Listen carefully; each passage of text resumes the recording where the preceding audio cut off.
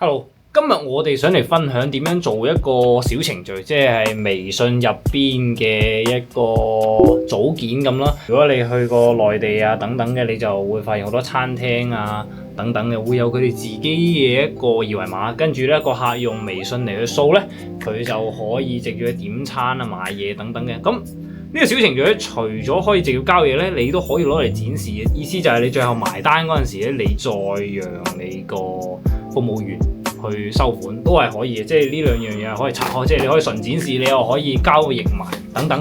OK， 教程即刻開始。我哋先攞出電腦啦，打開任意嘅搜索引擎，一般都係 Google 啦。我哋搜索俾我人官網啦。然之後我哋會入到呢一個我有我視頻嘅一個頁面。當然你唔想輸入唔想搜索，咁你就可以直接輸入域名。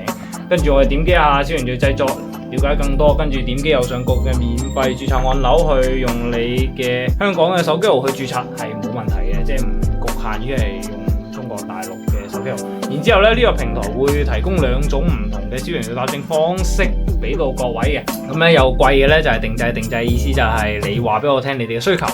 咁咧，我哋會去幫你搭建你嘅一個小程序嘅。咁我哋點擊定製呢樣嘢啦，你就可以描繪啦你嘅需求，就會有人跟進你嘅。咁價錢咧肯定係更加貴嘅。咁人民幣嚟講咧，佢而家可能會去到一個6000幾去，或者最貴去到3萬幾嘅一個價錢。中間咧會睇你係想做單商戶定係多商戶啦，咁你嘅需求多唔多啦等等嘅。咁呢個係定製㗎啦，當然其實係有更加平。咁如果你想用模板搭建，咁啊最平咧就係698蚊到萬幾蚊咁。功能越多，價錢越貴。咁如果你淨係純展示，淨係俾個客睇下你有啲咩嘢，你跟住佢落單，但係佢唔俾錢，OK， 咁就698蚊都可以搞掂。點樣用模板嚟搭建自己嘅小程序呢？接落嚟我哋嚟到第二個步驟，就係套用小程序模板。咁呢度可以睇到呢度好多模板啦。咁我哋直接將鼠標移過去，點擊預覽，點擊馬上替換，就可以將呢個模板套用到落你自己嘅小程序嗰度噶啦。咁套用完之後呢，其實係要對小程序進行一個少少嘅設計嘅。咁各位可以見到呢度係一啲功能模塊啦，呢度係小程序嘅設計頁面。